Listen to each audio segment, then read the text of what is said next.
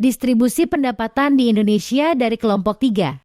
Sebelum itu izinkan kami perkenalan terlebih dahulu Ahmad Zaki Ulul Fadli Istiqomah Dwi Wulandari.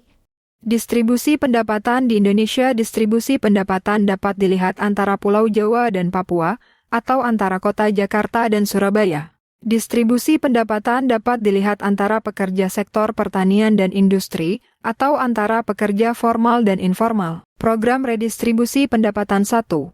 Pajak 2. Subsidi 3. Corporate Social Responsibility, (CSR) 4. Kredit atau pinjaman lunak 5. Zakat atau sedekah 6. Pembayaran langsung 7. Penyediaan barang dan jasa 8. Pemberdayaan masyarakat 9. Pengembangan usaha atau industri kecil. Faktor yang mempengaruhi pendapatan nasional 1.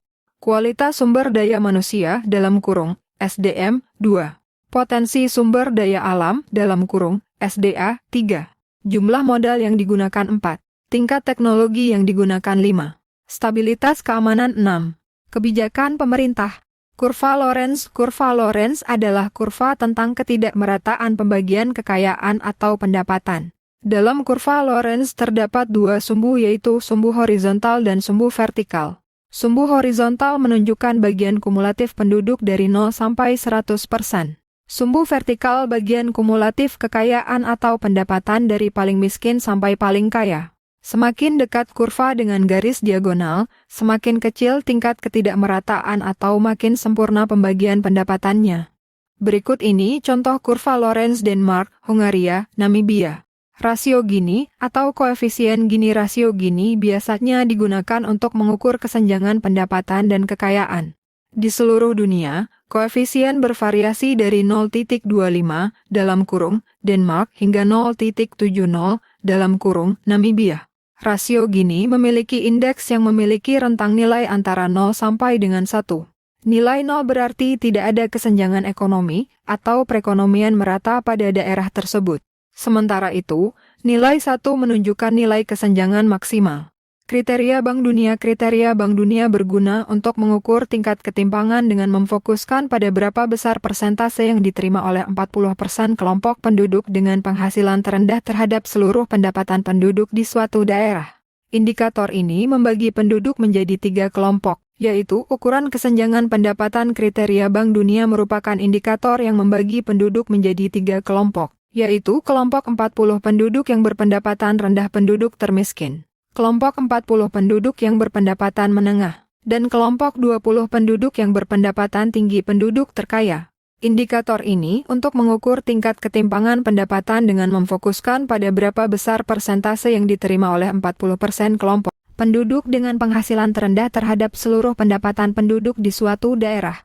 Selanjutnya, tingkat ketimpangan pendapatan penduduk menurut Bank Dunia terpusat pada kelompok 40 penduduk berpendapatan rendah, dengan kriteria sebagai berikut. Bila persentase pendapatan yang diterima oleh kelompok tersebut lebih kecil dari 12, berarti tingkat ketimpangan sebaran pendapatan tergolong tinggi. Bila kelompok tersebut menerima 12% sampai 17% dari total pendapatan, berarti tingkat ketimpangan sebaran pendapatan sedang. Bila kelompok tersebut menerima lebih dari 17% dari total pendapatan, berarti tingkat ketimpangan sebaran pendapatan rendah. Faktor-faktor yang mempengaruhi kemiskinan di Indonesia. 1.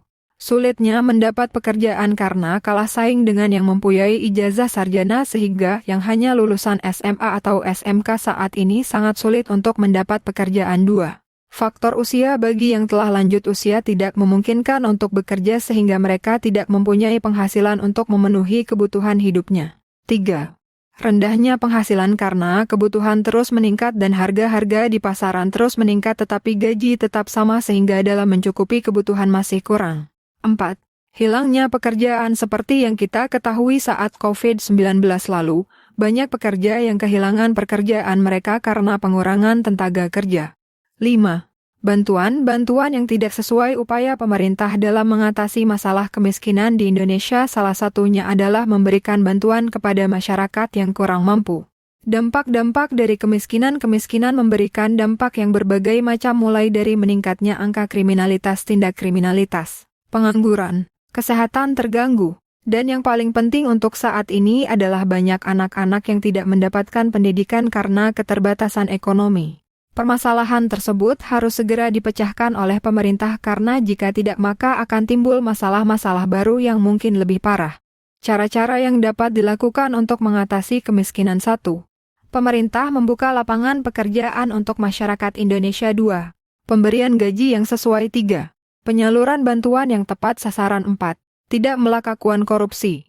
Berikut ini ada link sumber materi distribusi pendapatan di Indonesia. Sekian presentasi dari kami, mohon maaf jika ada kesalahan kata. Terima kasih.